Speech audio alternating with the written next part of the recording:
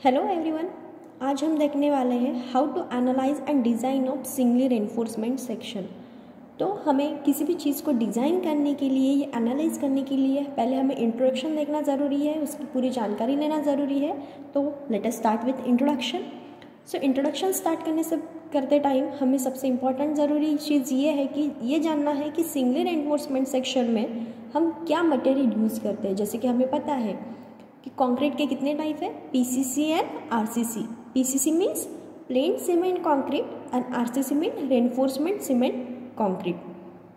तो जहाँ पे हम पीसीसी मटेरियल यूज़ करते हैं वही उसी प्रकार हम रेनफोर्समेंट मटेरियल भी यूज़ करते हैं। तो रेनफोर्समेंट मटेरियल हम क्यों यूज़ करते हैं? ताकि उसकी स्ट्रेंथ ज़्यादा मिलती है।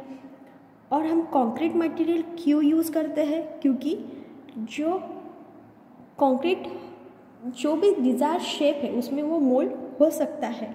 साथ में वो जो आर्टिफिशियल स्टोन मटेरियल रहते हैं उसे मिक्स करने के लिए, जैसे कि एग्रीगेट, सीमेंट एंड सैंड, इसे हम मिक्स करते हैं तभी जाके हमारा एक मोटर बनता है। ओके, उसी के साथ में जो हम आरसीसी मटेरियल है वो क्यों यूज़ करते हैं किसी भी कंस्ट्रक्शन में? वो फायर रेजिस्टेंस होता है, साथ में केमिकल रेजिस्टेंस रहता है, उसमें केमिकल अटैक ज़्यादा नहीं होते हैं, वाटर टाइटनिंग रहता है, साथ में उसकी जो कंस्ट्रक्शन कॉस्ट है और उसके बाद प्रैक्टिस कॉस्ट है वो कितनी रहती है? नील रहती है। मतलब उसकी जो उसमें क्या है, कॉस्ट, कंस्ट्रक्शन कॉस्ट कम रहेंगी और स्ट्रेंथ ज़्यादा रहेंगी। ओके, तो ये तो हो गया हम जो रेनफोर्समेंट यूज़ करने वाले हैं मटेरियल है आरसीसी मीन्स मतलब रेनफोर्स सीमेंट कंक्रीट। तो रेनफोर्स सीमेंट कंक्रीट में कौन सा मटेरियल यूज़ होने वाला है? इंग्रेडिएंट यूज़ होने वाला है reinforcement cement concrete and water. Okay, तो अभी हमारे लिए ये तो हो गया इंट्रोडक्शन पार्ट। अभी हम स्टार्ट करने वाले हैं how to analyse and design. तो हम जब भी कोई चीज़ को एनालाइज करते हैं तो हमें वो जानना ज़रूरी है कि उसमें कौन से फैक्टर इफ़ेक्ट करने वाले हैं। ओके, तो जो इंडियन स्टैंडर्ड है IS code for reinforcement concrete and plane cement concrete के लिए इंडियन स्टैंडर्ड कोड है जो है IS 456/2000। ओके, ये इंडियन स्टैंडर्ड कोड है जो हम किस चीज़ के लिए यूज़ करते हैं? Plane concrete and reinforcement concrete के लिए, रेनफोर्स कंक्रीट के लिए। ओके, तो हम जो भी डिज़ाइन करेंगे या जो भी हमें मटेरियल की क्वांटिटी के लिए क्राइटेरिया चाहिए वो हम किससे लेंगे? From IS code 456/2000। ओके, तो अभी हम मटेरियल जो भी हम रेनफोर्समेंट सेक्शन के में यूज़ करने वाले मटेरियल है उसके लिए हमें क्या जानना ज़रूरी है? उसकी पार्शियल सेफ्टी फैक्टर, मतलब जो लोड लेने वाले स्ट्रेंथ है वो कितना कैरी कर सकता है, या जो अगर दो मटेरियल है और उसमें लोड आने वाला है तो हम उसे कैसे कैरी करेंगे। तो पार्शियल सेफ्टी फैक्टर मीन्स क्या होता है? Two different safety factor, one from load and the other from material, okay, are used because each of the two safety factor contributed partial to safety। means जो हमारे दो important factor रहने वाले हैं वो क्या रहने वाला है? एक मतलब कि लोड और दूसरा रहने वाला है जो मटेरियल स्ट्रेंथ। इन दोनों को भी हमें क्या करना है? सेफ्टी फैक्टर से कैलकुलेट करना है, कंट्रीब्यूट करना है, जिसे हम कहेंगे पार्शियल सेफ्टी फैक्टर। ओके, तो partial safety factor for material कैसे निकालेंगे? Partial safety factor for material कैसे कैलकुलेट करेंगे? Partial safety factor for material जिसका फॉर्मूला दिया है FD = F/γm। ओके, ये FD क्या होता है? Means design strength. ओके, ये क्या होता है, डिजाइन स्ट्रेंथ। एफ मीन्स क्या है, कैरेक्टरिस्टिक स्ट्रेंथ।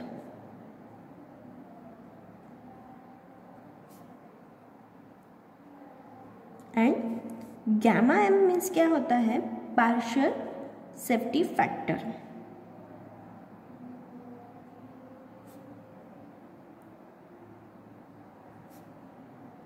अब ये पार्शियल सेफ्टी फैक्टर हम कहाँ से लेंगे, फ्रॉम आईएस कोड।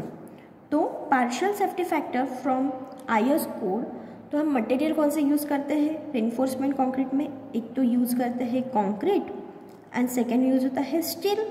ओके, पहला मटेरियल कौन सा यूज़ करते हैं हम, कंक्रीट का, और दूसरा मटेरियल यूज़ करते हैं हम स्टील का। तो जो हमें कंक्रीट और स्टील के लिए पार्शियल सेफ्टी फैक्टर के लिए एक कुछ लिमिट रहती है कि हम कहाँ यूज़ करने वाले हैं उसे, कोलैप्स होते टाइम या सर्विसिबिलिटी में। तो collapse, limit state of collapse means क्या रहेगा, अगर हमारा कोई कंस्ट्रक्शन है और वो कोलैप्स होने वाला है तो उसे हम कहेंगे limit state of collapse means वो पूरा डिसमेंटल होने में है, उसे कहेंगे हम कोलैप्स। ओके, और सर्विसिबिलिटी मीन्स अगर कोई कंस्ट्रक्शन में क्रैक फॉर्म हो गए या डिफ्लेक्शन हुआ है पर वो फिर भी अपनी सर्विस कर रहा है, उसे हम कहेंगे सर्विसिबिलिटी। ओके, तो कंक्रीट के लिए कितना है partial safety factor for collapse, 1.5, और सर्विसिबिलिटी के लिए 1। ओके, उसी प्रकार स्टील में partial safety factor for collapse कितना है, 1.15, एंड यहाँ पे दिया सर्विसिबिलिटी 1। ये कहाँ से लिया हमने, फ्रॉम आईएस कोड 456/2000। ओके, अब हमारे लिए ये जानना ज़रूरी है कि कैरेक्टरिस्टिक स्ट्रेंथ क्या है। कैरेक्टरिस्टिक्स मीन्स क्या होता है, it means the characteristic has 95% of reliability और then other 5% of probability. Means जो हमारे एक्चुअल स्ट्रेंथ है, जैसे कि आपको पता है, चलो कंक्रीट के लिए देखते हैं कि characteristic strength of concrete grade क्या रहेगा। तो अभी हम जानेंगे कि characteristic strength for material. Okay, क्योंकि हमें पार्शियल सेफ्टी फैक्टर निकालनी है, तो पार्शियल सेफ्टी फैक्टर के लिए हमें क्या क्या चाहिए, डिज़ाइन स्ट्रेंथ तो हमें निकालनी है, एफ चाहिए means character strength, and gamma M. तो गैमा एम मीन्स क्या होता है, partial safety factor. Partial safety factor हमने तो देख लिए फ्रॉम आईएस कोड। अब characteristic strength of material for concrete के लिए अगर देखते हैं तो कंक्रीट ग्रेड क्या है, जैसे हमने देखा है कंक्रीट टेक्नोलॉजी में देखा है ना, कंक्रीट के ग्रेड कितने रहते हैं, M50, M20, M25, M30 होता है, M35 भी होता है वेरी सीवियर के लिए। तो उसकी जो स्ट्रेंथ है, कैरेक्टर स्ट्रेंथ, ठीक है, ये तो हो गए ग्रेड ऑफ कंक्रीट। अब कैरेक्टर जो स्ट्रेंथ है उसे हम किससे डिनोट करते हैं, FCK। Okay, characteristic strength of concrete को हम किससे डिनोट करते हैं, FCK। और ये किस में रहता है, यूनिट क्या रहता है, न्यूटन पर mm²। यूनिट कभी भी नहीं भूलना है, चाहे न्यूमेरिकल सॉल्व करें या कुछ डेफिनेशन लिखना है, किसी भी पॉइंट पे हमें डिनोट करना है तो उसके लिए पर्टिकुलर यूनिट होता है, और यूनिट हमें भूलना नहीं है। तो जो कैरेक्टर स्ट्रेंथ ऑफ FCK है वो कितनी रहेंगी, M50 के लिए 50, M20 के लिए 20, M25 के लिए 25, एंड M30 के लिए 30। ओके, ये तो क्या हो गया, characteristic strength of grade of concrete. उसी प्रकार हम कौन सा मटेरियल यूज करने वाले हैं, क्या है, स्टील। तो स्टील के लिए क्या रहेगा,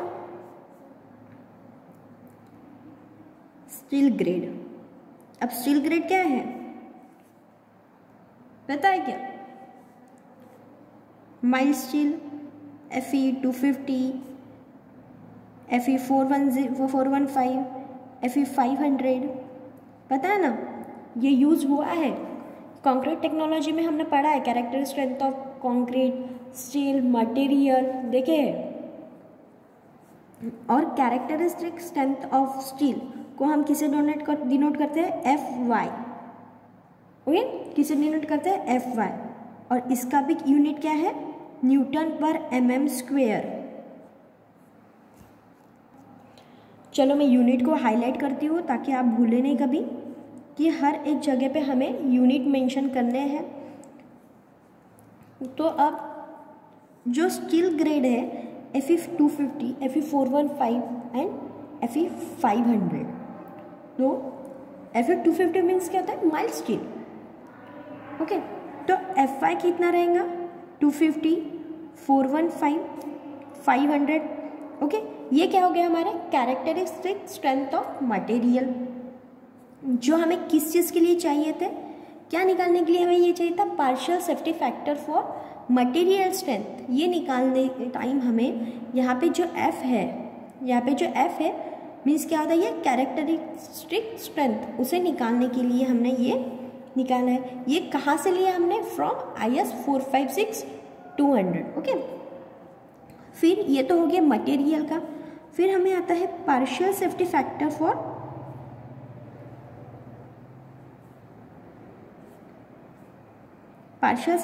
for load.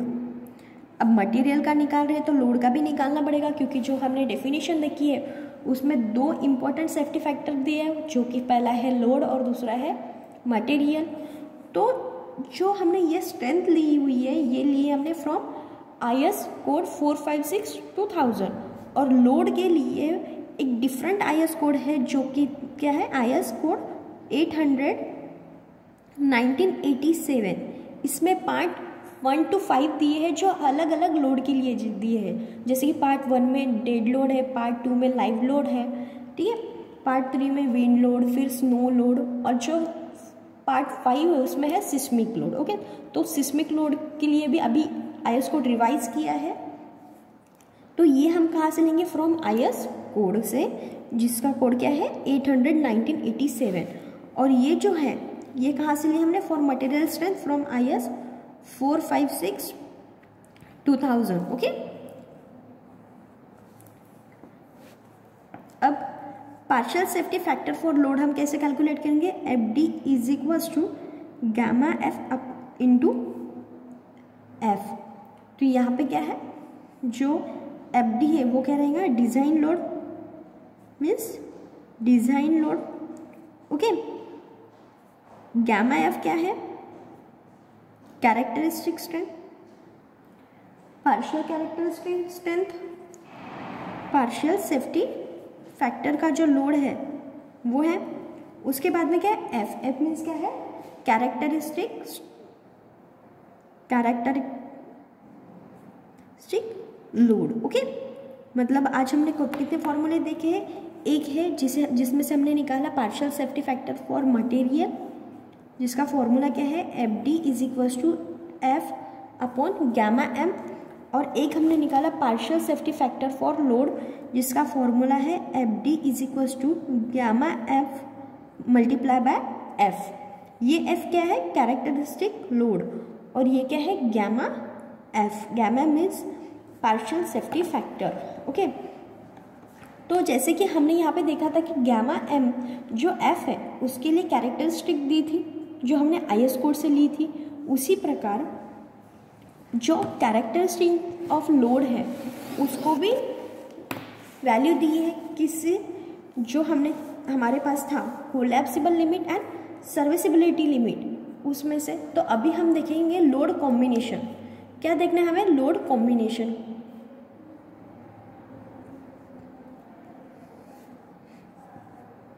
Dead load plus live load, okay, पहला कॉम्बिनेशन। फिर है dead load plus wind load, और तीसरा combination dead load plus live load plus wind load. Snow load और सिस्मिक लोड। स्नो लोड कहाँ पे यूज़ करेंगे? जहाँ पे स्नोफॉल होता है। और सिस्मिक लोड हम कहाँ कंसीडर करेंगे? जहाँ पे सिस्मिक एरिया है, वहाँ पे हम सिस्मिक लोड को भी कंसीडर करेंगे। तो हमने लिमिट स्टेट के दो टाइप देखे थे, एक था कोलैप्सिबल और दूसरा था सर्विसेबिलिटी। तो इसमें भी जो लोड कैलकुलेट होगा वो दो ही इसमें होगा। पहले इसमें रहेगा limit state of collapse and second one रहेगा limit state of serviceability. Okay,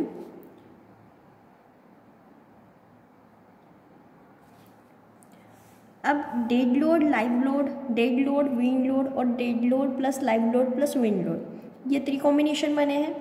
तो अभी हमें ये जानना ज़रूरी है जो हमारा डेड लोड और लाइव लोड रहने वाला है वो कितना रहने वाला है। अब डेड लोड और लाइव लोड के कॉम्बिनेशन में विंड लोड तो कंसिडर नहीं होगा, तो हम यहाँ पे एक स्पेशल फॉर्म बना लेते हैं ताकि हमें कुछ कन्फ्यूजन ना हो कि ये डेड लोड और लाइव लोड कितना रहने वाला है। ओके, चलो अभी हम देखने वाले हैं डेड लोड कितना रहेगा 1.5 और लाइव लोड भी रहेगा 1.5 फॉर कोलैप्सिबल यूनिट।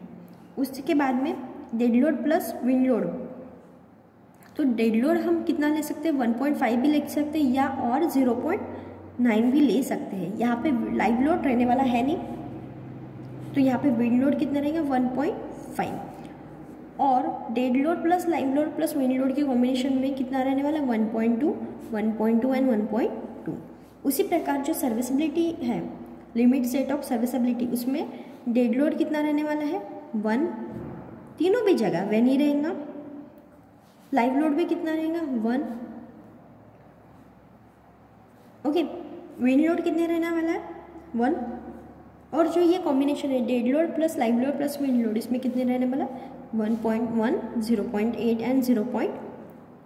ओके, ये तो हो गया आज के लिए इंट्रोडक्शन कि हमने देखा partial safety factor of material and partial safety factor for load कैसे निकालते हैं।